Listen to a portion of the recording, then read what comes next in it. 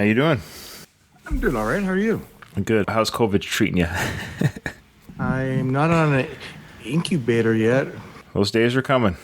They're coming for us all. I don't. That and riots. Time of this recording, it might obviously we record 2 or 3 weeks before the album drops.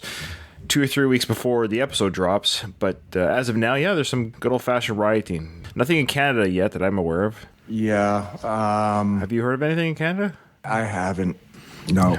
It's a good thing we don't get the internet up here. That's probably why we don't know what's happening. That is a good thing. I'm starting to think if the internet's actually as great as everybody wanted us to believe it was.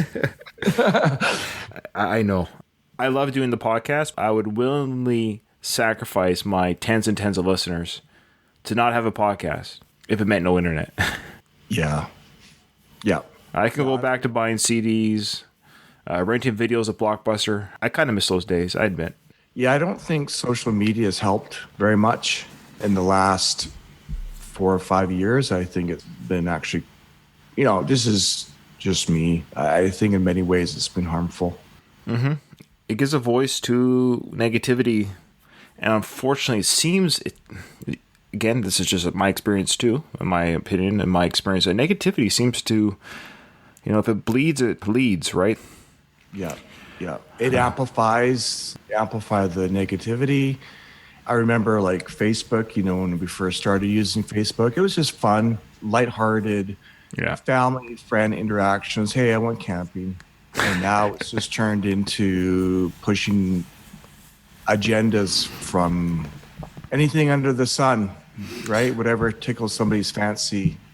Yeah, speaking of pushing agendas, that's almost all I use it for, is to say, hey, I released a new podcast episode. That's almost, I do a couple of family photos, but I never comment, rarely on politics, religion, sexuality, you name it. It's either, here's a new podcast episode, and here's a picture of my kids having a picnic. Exactly. I just can't do it. But we're friends on Facebook, so you see all the stuff I post. You're right. It's just family, and I just wish it kind of went back to that instead of people just sharing other people's articles. Like, it's just sharing, look what I read I thought was so important that I need to make you woke about. Because obviously no one on my friends list is as woke as I am, so I'm gonna tell you what to think, how to feel. And on that note, let's talk about the worst of the best. Spreading negativity. We're going to pick the worst. I think we already are, aren't we? That's right. Welcome to the worst of the best podcast. You wanted the best. Well, they didn't freaking make it. So here's what you get. From Canada, Ryan and Jason.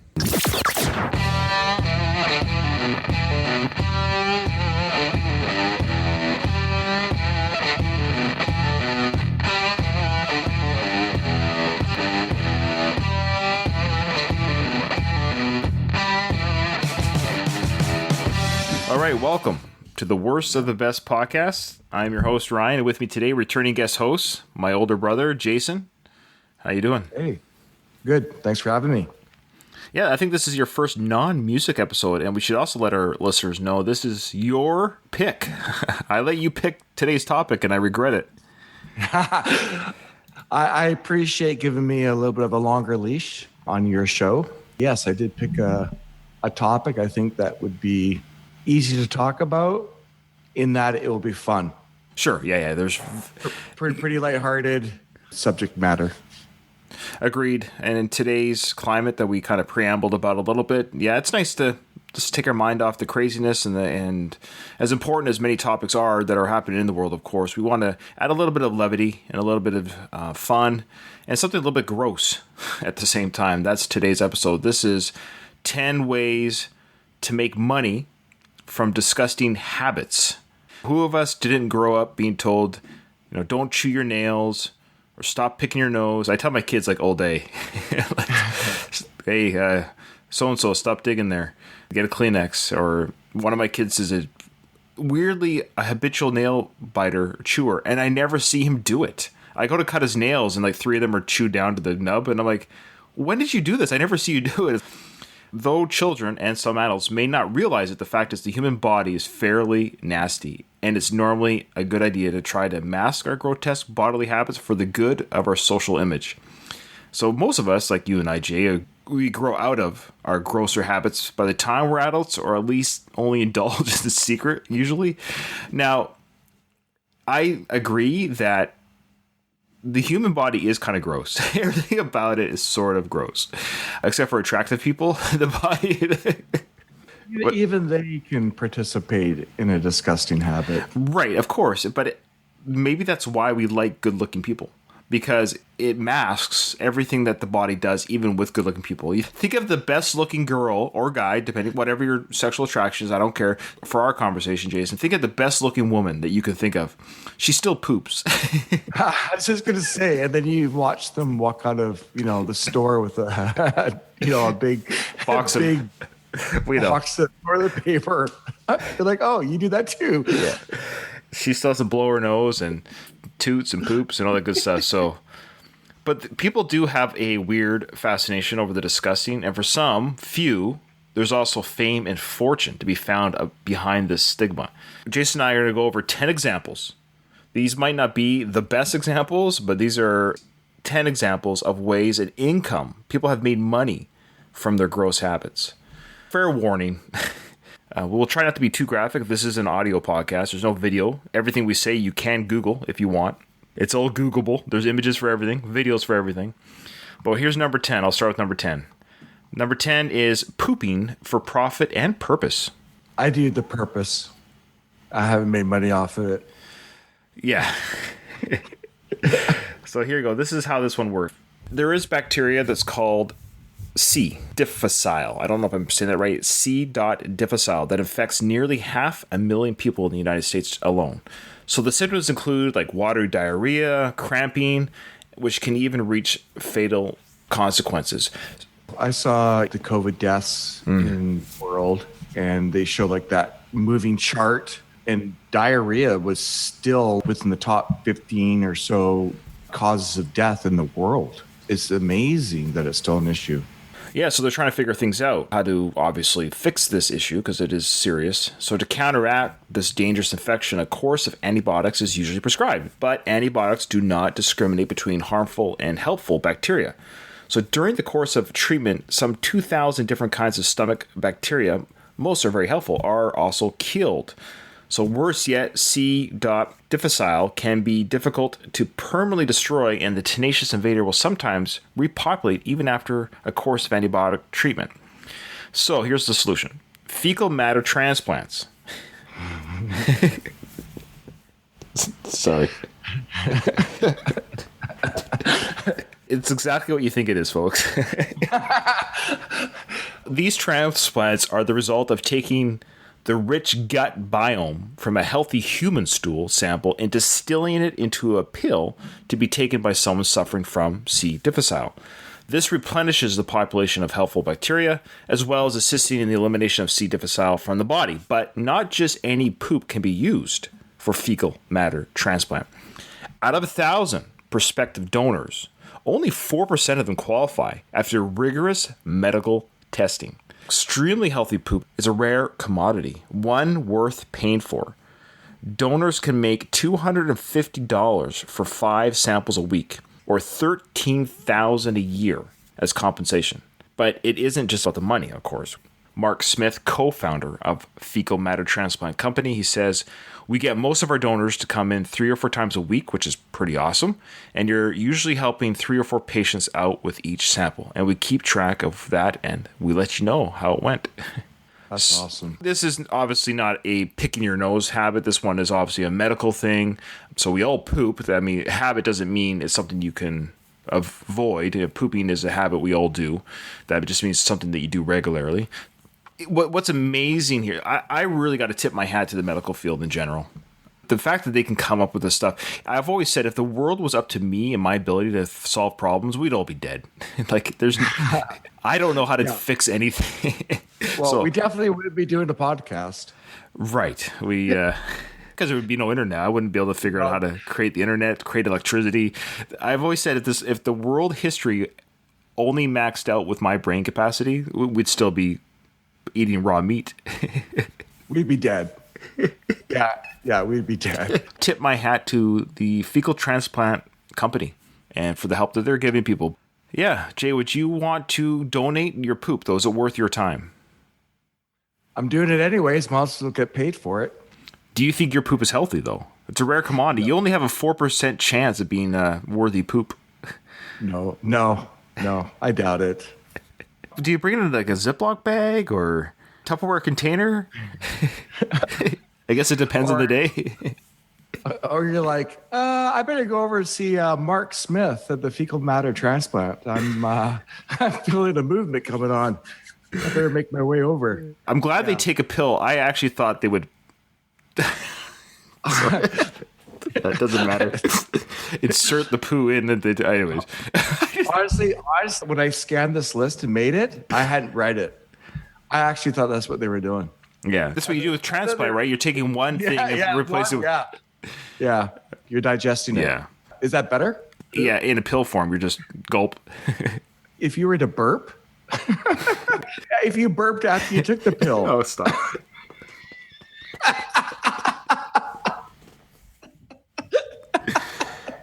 Oh, that's so gross. Sorry. It's like, what did you have for dinner last night?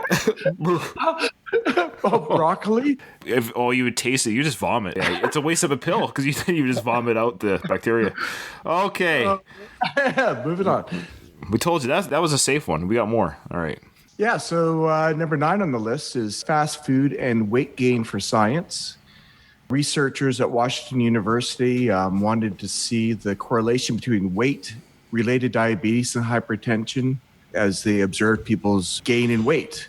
Participants were asked to consume an extra 1,000 calories of fast food every day in order to put on the pounds so they could understand the development of these other health issues.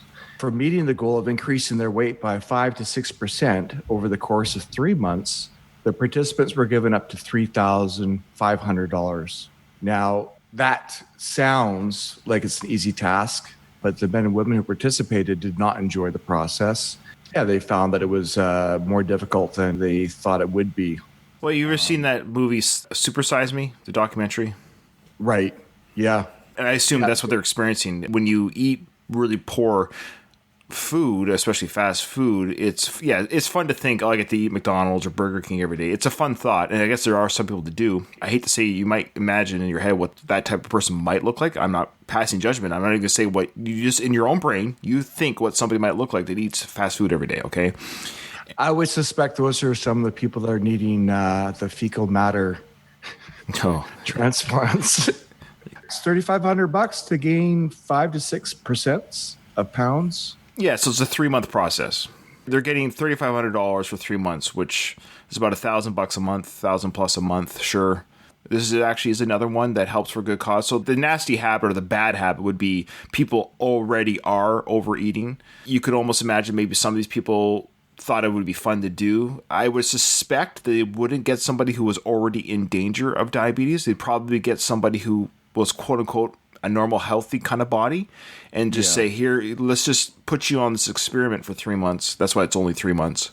And to do that every day for 3 months. Well, that's what I mean. With the Supersize Me, he only did it for 1 month. Yeah. But that was every meal.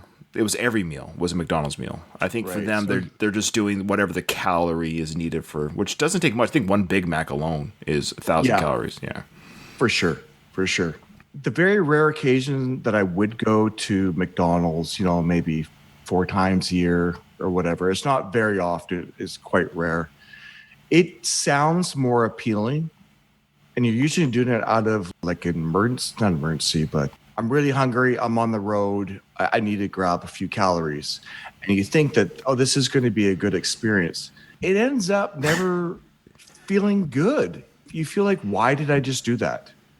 I don't know about you. Almost every time I feel like, why did I just do that? Yeah, no, it's always regret. It's always regret. Yeah, regret. That's the word. Yeah. Because it's convenient. It smells good. It even tastes good on your tongue. I wish there was some sort of or even some sort of eating experience where you could just taste a Big Mac in your mouth without the effects. Just bite it, and take another bite, but it dissolves in your mouth like a dissolving Big Mac. It dissolves into the ethos somehow. I love a Big Mac, but I haven't had one. I've mentioned this before in the show, but I'm on keto. I don't eat Big Macs. I love a Big Mac. I love the burger. I love the way it tastes. But yeah, an hour, 2 hours later, like, oh, why? Yeah. I spent $12 on this meal. Could have saved the money and has eaten a proper meal at home. Well, speaking of a bad Big Mac or McDonald's food, sometimes you get gas. Right? You get gas after McDonald's or fast food. Well, we're going to go back in time a little bit. So here's a specific example of somebody making money off farting. Okay. The late 19th century, a boy named Joseph Pugel discovered that he had an odd talent while swimming on a trip with his family. So during his swim, he had a strange cold sensation inside his gut. Panicked, he went ashore to a private place and watched as liters of water evacuated from his rump. I've actually heard of this, that people are able to intake...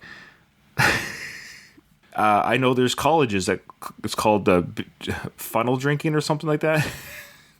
Oh, boy.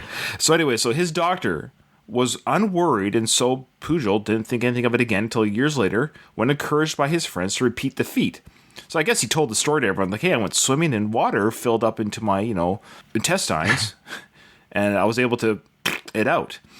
It was then that he discovered that this wasn't a one-off event. He had the unusual ability to inhale liquid or air into his rear end and release it on command. And from that moment on, he began to nurture his newfound talent. So eventually, he put his skills on display as a performer.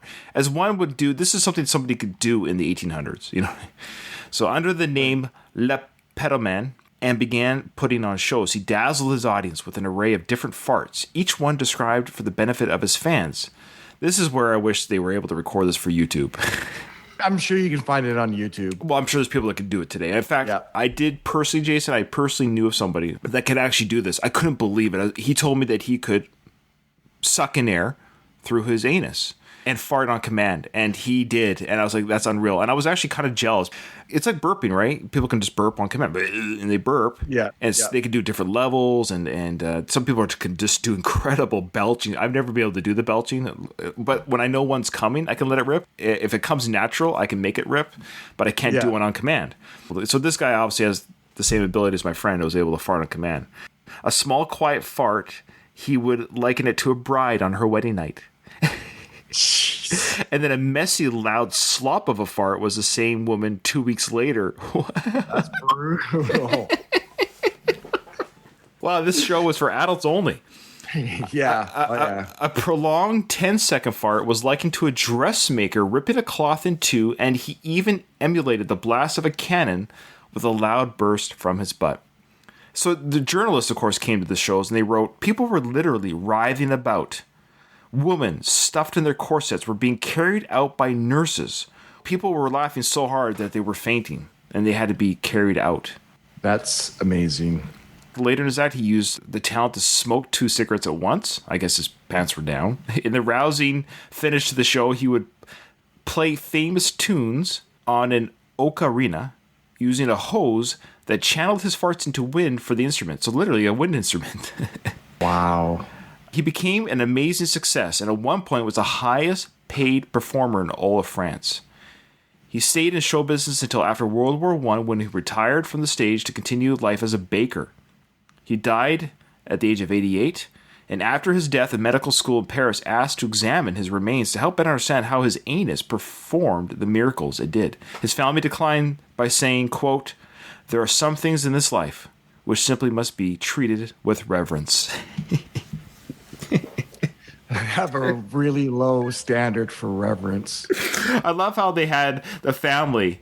Yeah, family statements by the family. They're all standing around the podium, news conference, and saying, we're going to make a statement on the death of...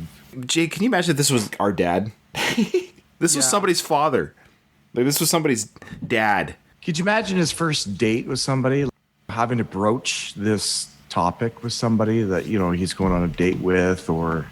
Hey, just so you know, this is what I do. He was the highest paid performer in France at one point. That's amazing. Yeah. All because of that swimming trip. If he never went swimming that day. I'm kind of speechless, actually. I don't know what to think of it. I mean, he just made lemonade out of lemons, I suppose. Oh, wait, I think we have a video. What? Yeah, stand by. Okay. Well, it did say World War One, so I was wondering if maybe there might be some old-time video. Yeah. Here he is here, farting on film in 1900. Play it for you here. Just one sec. I'll share it. This video, believe it or not, only has 334 views. Oh, I see. It is a silent but funny film. Silent but violent. Silent but deadly. So it kind of takes away the purpose of, obviously, for our listening audience, but let's just, Jason, you and I, for the sake of right now we're recording, just take a look at at least what he looked like. And if you want to go on YouTube, guys, go ahead and take a look at, this is called, so LE space PETOMANE, farting on film. They did film it. You see, Jay? Yeah. Okay. So there's the machine. He's telling the audience to wait, and he's leaning in towards a megaphone.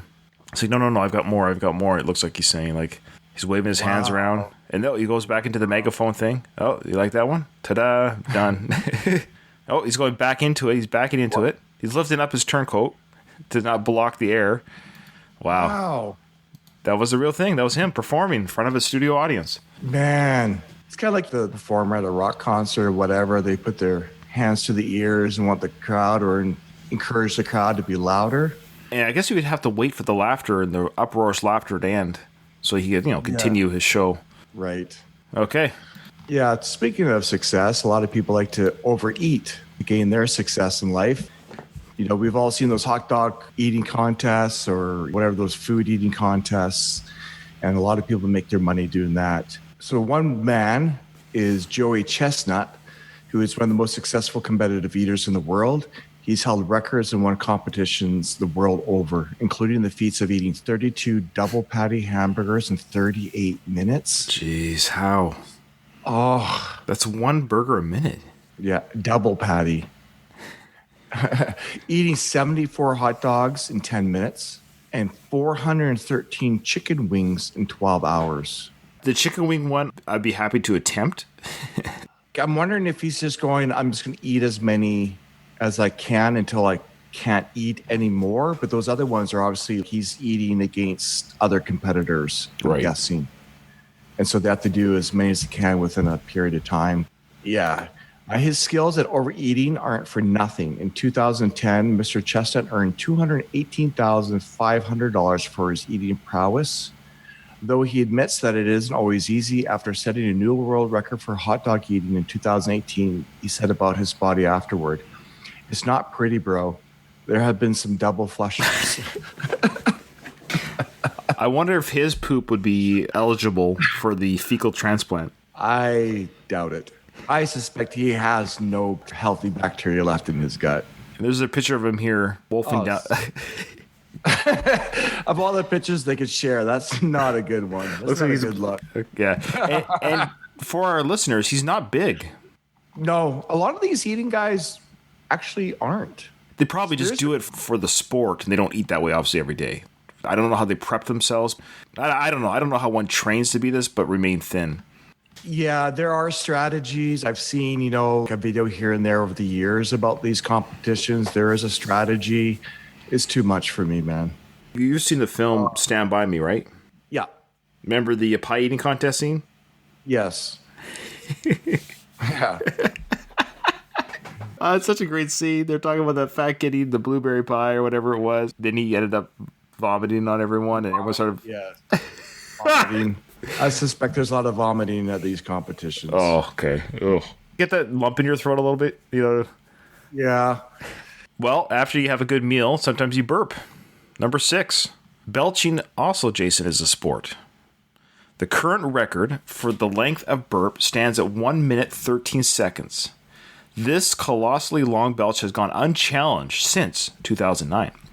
A glorious sport it is, but not really one that pays. So to make money in this competitive field requires being in the right place at the right time, like everything in life.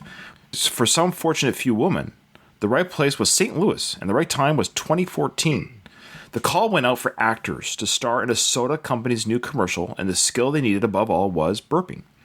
An ad went up on Craigslist offering to pay $750 for each actor, as well as drinks and snacks provided on the day of filming to help coax out the necessary belches. The ad read, "Burps of any size are welcome, from small, quiet burps to monstrously loud belches.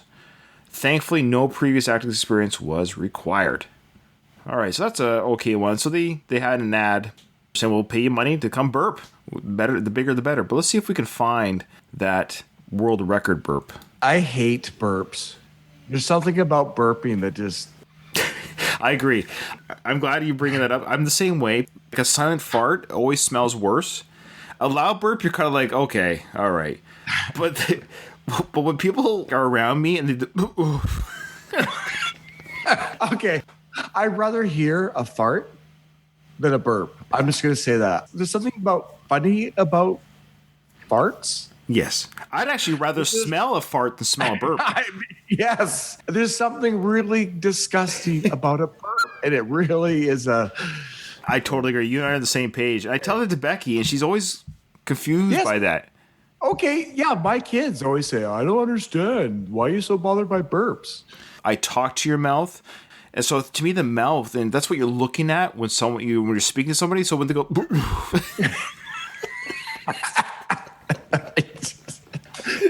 And we all have smelt. We have all smelled. It's raw. It went right from their mouth to your nose. Like it was a direct hit. There's no comedy in a burp. No. But they're funny-ish about farting. That's just how I feel. I'm the same way. You feel good. We might have a few listeners who agree. This apparently is the loudest burp in the Guinness Book World. This is from the Guinness Book World Records YouTube channel. This guy from Britain, I guess. Okay. It's so gross.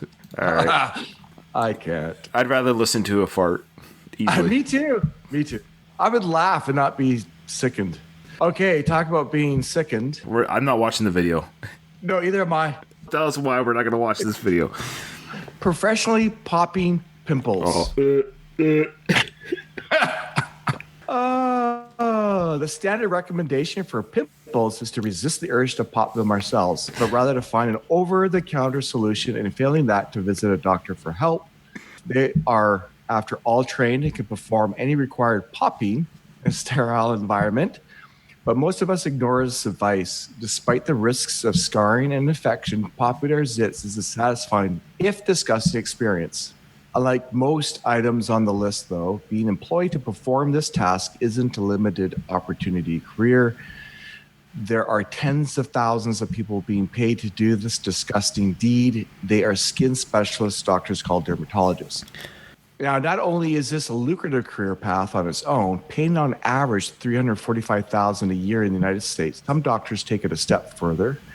There's that Dr. Sandra Lee, aka the Dr. Pimple Popper, who hosts a YouTube channel where she displays particularly difficult or fascinating dermatological cases. The channel has more than 6 million subscribers. I can't believe that many people. More people watch the videos, but that's how many actually subscribe, so they don't miss any new content. Yes. And there is content. Okay, I've left that.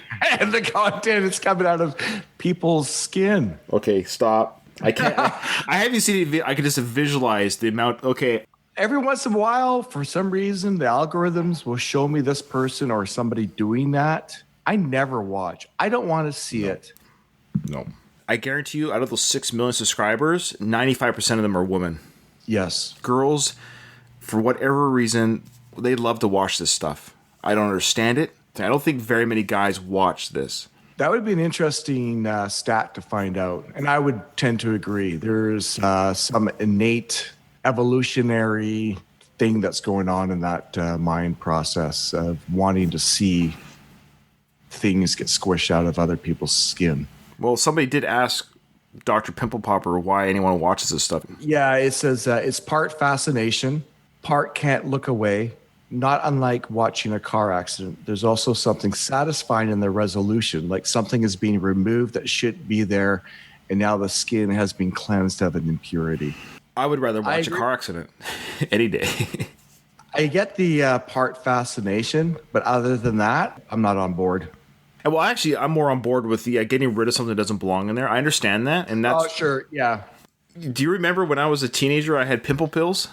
Ryan, you were always teased for your pimples. Of all the brothers, you had the more I did have more acne than you guys, and it's funny. I look back at pictures. I wasn't quite covered like the way I thought I was. I mean, when you're younger, you just feel like one pimple feels like 1,000. Yeah, you'd always bug me and say, "Hey, Ryan, did you take your pimple pills yet?" It was like, we continuously teased you, and even to this day, I bug you. yeah, you're like, "Hey, Ryan, you popping pimples?" You know. Yeah, like when I phone you up, I go like, "Hey, am I interrupting your pimple popping?" Here we are in our 40s. I know, and I'm still teasing you. If I die before you, I want you to say that Ryan's in the great beyond popping his pimples. I will. You'll die before me, so and then I'll say that's what you get for making fun of me. Oh, yeah, it's karma. Karma. If you ever had a whitehead or anything, I hate it when people say, "Don't squeeze that." And I'm like, no, you're not going to walk around. Nobody walks around with a whitehead. Come on. No one knowingly. They'd rather have a scar. Yes.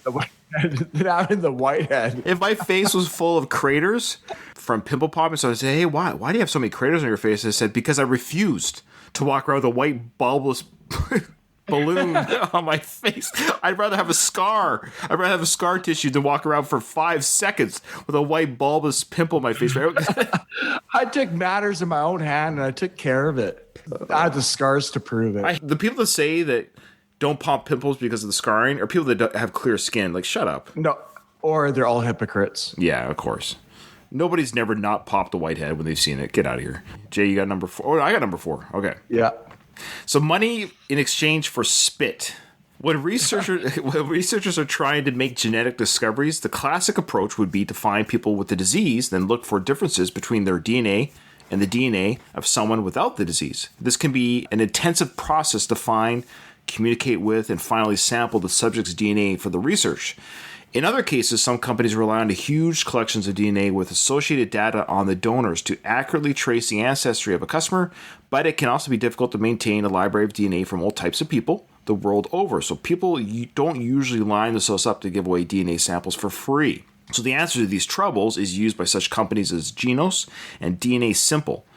These companies will pay you for your spit, or more precisely, the DNA contained within your spit, and information about yourself. Another word would be saliva. You don't have to spit on the sample. You could probably lick it. This data can be used to help match researchers with the right DNA donors easier. So DNA Simple pays a flat rate of $50 per sample, and Genos offers to sequence your genome for around $500 and will then pay you $50 to $200 if your DNA can be used for a scientific study.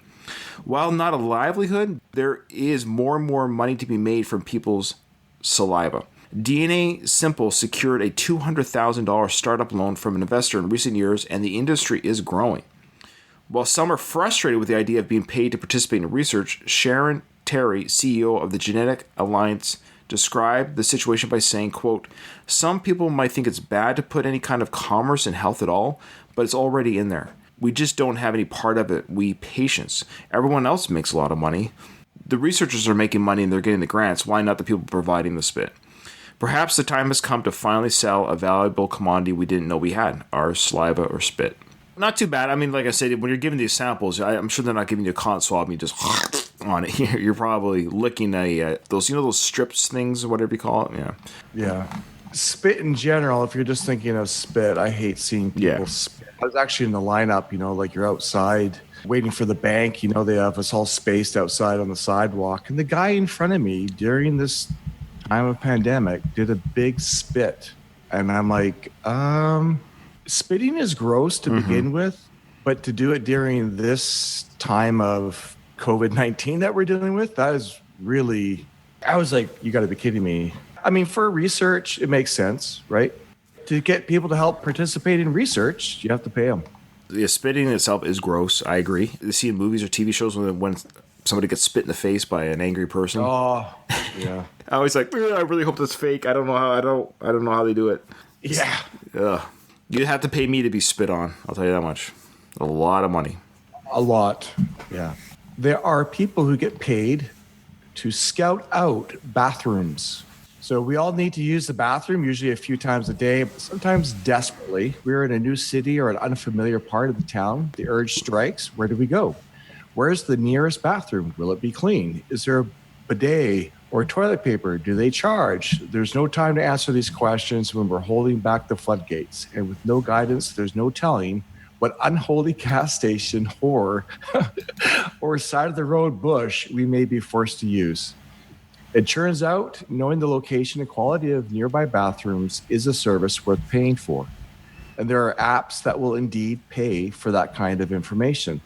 One app called Toilet Finder paid $20 for some restroom reviews and $100 a week for regular copywriters. Writers contribute anonymously so that their subject matter can't be used against them by friends and family. Reviews are accompanied by a star rating from the reviewer and GPS location to help future bathroom goers to find the right place at the right time. Apps like this and others have hundreds of thousands of bathrooms logged and reviewed the world over. It reminds me of a Seinfeld episode. I know you're not a Seinfeld watcher, but George, he would have loved this app because he always knew the best places to pee at work and in public that were not used, that were usually clean. George would have been a great candidate for this app and or to creating this app. I wonder if those who made the app watched Seinfeld, because that was in the 90s. This character came up with the idea to know where all the best bathrooms were. See, that's the thing, though. This is the key, is that people may be able to find where these spots are, but at some point, if it becomes a popular location, the star rating for that particular bathroom, that secret bathroom that nobody is aware of, might become degraded.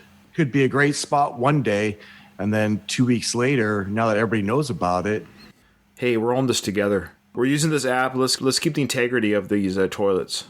Thankfully, a lot of the gas station bathrooms nowadays do a pretty good job at providing a fairly clean environment. Of course, it can't always be, because you just don't know. You could follow somebody that bathroom wasn't cleaned up afterwards. They are doing a fairly good job. And, the signs are in the bathroom. Please leave the place respectable for the next person who's coming in. Or they'll say, let us know if there's something to deal with in here. We'll take care of it. Yeah. Yeah. I'm on the road quite often. I commute quite a bit from job site to job site. And we have found on our route where decent washrooms are. This is a useful app, I would think. During this COVID experience, a lot of bathrooms have been closed down, but a lot of these bathrooms that we used to enjoy, they've all been shut. Let's give a shout out to our long haul truck drivers who... they got their Tim Hortons opening up for them specifically so that they can use washrooms, and the general public haven't been able to use the Tim Hortons washrooms, but the truck drivers have. Yeah, that's good. If you have a friend that's a long haul truck driver, tell them about the Worst of the Best podcast, because I tell you, that kills time for these guys listening to podcasts. And they'll learn about this app if they don't know about it. That's right. Number 2, regurgitating a living. Usually, most people don't like to vomit. I would say the majority of the people on Earth don't like or enjoy vomiting. The acid, the half-digested food, the smell, we get it. Nothing about the experience is enjoyable. And this disgusting bodily function is something that most of us would do in all our power to avoid. I think my last 2 flu attacks, Jay, I've done without puking. And the pain that I'm in, I'll hold it in. I know if I go throw up, I'll feel better. But I hate it so much that I will literally keep it in, and I'm like dying in pain as my body fights this virus. I'm almost proud of myself. Like, yeah, I beat this flu without puking. I would rather suffer a little bit longer than vomit. I don't know if anyone else has this battle. They battle as long as they can without going to the toilet. I know I'll feel better if I just go to the toilet and vomit, but I like not vomiting so much that I would rather suffer with the pain in my stomach. That is fascinating. As much as I hate the idea of vomiting, as much as I hate the idea of being sick or watching somebody else throw up and be sick, I try to throw up because I cannot handle the feeling of being nauseous. Yeah, you do feel better when it's done. I know it's one of those things where if I can't hold it anymore and I get it done, I'm like, okay, I'm glad I did this. But it's that initial, like the first one's coming. The first one, it's always that. It's a little scary. It's like, here we go. And I woke up the next day and I feel like like 1,000 crunches. Yeah. Yeah. Yeah, we learned what goes in should not come back out the same way. But for one man, regurgitating what he had swallowed was a novelty he discovered as a child. That's a scary childhood. Can you imagine you walking in on your kid practicing this technique of putting things in his mouth and spitting them up? What he used to do, though, was he hid coins from other children in his throat. Oh. because he realized if he had money in his stomach, they wouldn't find it. He found that he could bring it back up again. What the? It's so weird. I mean, it's like the guy that farted for entertainment. Same sort of, at a young age, accidentally came across this talent, and now they're getting paid to... I mean, how poor is this family? You got one of the siblings hiding money from his brothers. He's like, I'm swallowing this quarter. I'm sorry. He couldn't just think of putting it under a rock in the yard. Yeah, it's weird. But then he's like, oh man, now I swallowed this quarter. How do I get... Oh, here it is. But yeah, like you said, Jay, this was a skill that he put to use in show business. So Mr. Stevie Starr, I don't think that's his real name, has used his ability to put on acts on television shows like America's Got Talent and late night programs with Jay Leno and David Letterman, as well as live tours. So among the objects he swallows are light bulbs, coins, thumbtacks, and billiard balls. A performance of just swallowing and unswallowing would quickly grow redundant, so he took it to a higher level. He also swallows a cup of sugar, followed by a cup of water, and then he'll regurgitate the sugar, dry as a bone. This is an illusion.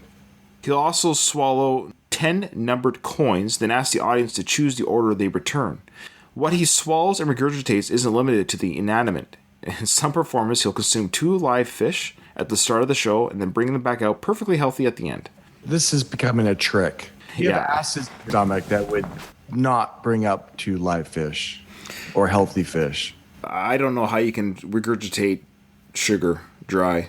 Or 2 live fish an hour after your show. 2 Live Fish, actually, funny enough, is the failed spin-off rap group from 2 Live Crew. Stupid. All right. You got the last one, Jay. Yeah, okay. Professional finger licker wanted. In polite company, licking our fingers after a meal is usually frowned upon. But for a company that has advertised finger licking good chicken for years, the habit was a badge of honor. The restaurant chain, Kentucky Fried Chicken, has recently started a campaign to find the most highly qualified finger licker in the world to be the new face for their upcoming ad series. Their announcement on Twitter asked, have you ever caught yourself licking your fingers and thought to yourself, I'd look decent doing that on a billboard? The ongoing search is asking prospective professional finger lickers to submit a Twitter with the hashtag KFCFryerMe with a 280 character or less explanation of why their finger licking skills are worthy of the cause. Like so many items on this list, this one could still be about you.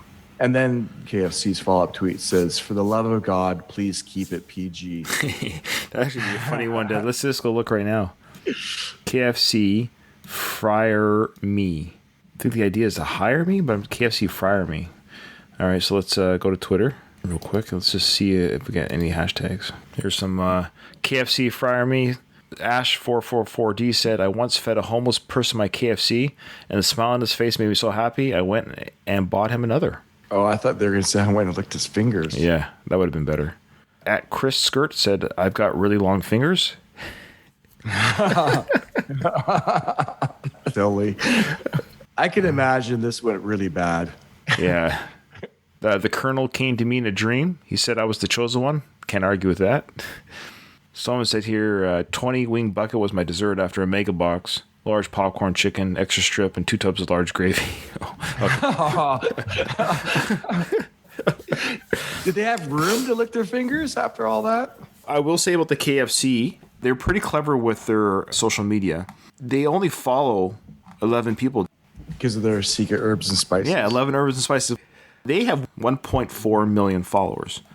KFC only follows 11 people. They follow the 5 Spice Girls and 6 guys named Herb.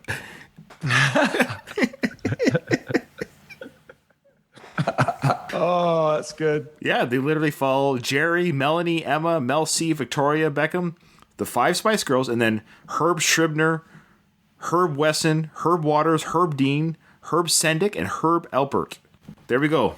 That is 10 things where people have or do currently make money off things that, basically, when I say disgusting habits, things that you wouldn't necessarily want to watch people do, but people get paid to do it. So, Jason, how this is going to work is, of those 10 things, I know you don't really want to do any of them necessarily, right? Mm-hmm. But of those 10 things, let's just say you were going to be paid whatever the amount, but the amount is the same for every activity. Right. So the amount will be the same for every activity.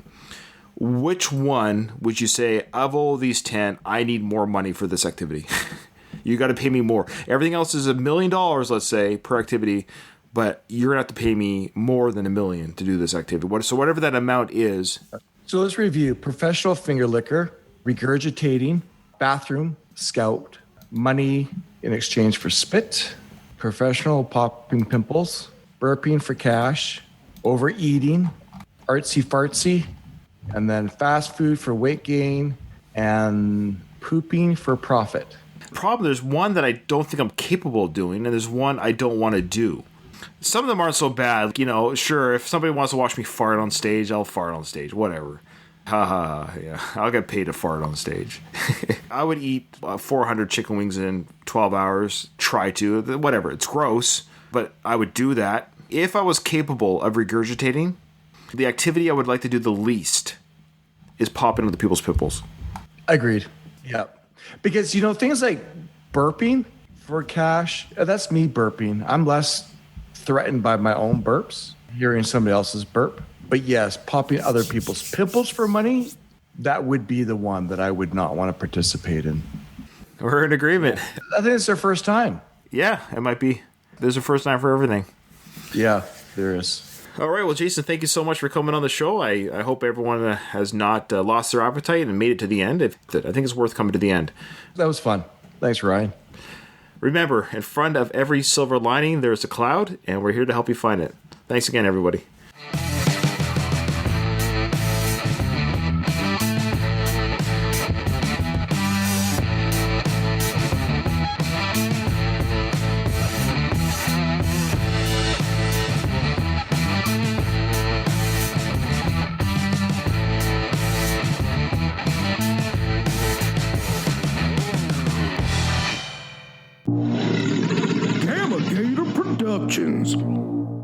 All right, Jay. That's it. All right. That was good. I enjoyed it. Nice and easy. Yeah. Oh, yeah. Right on. Yeah. All right, brother. Take care. Yeah. Thanks a lot, Ryan. We'll talk soon.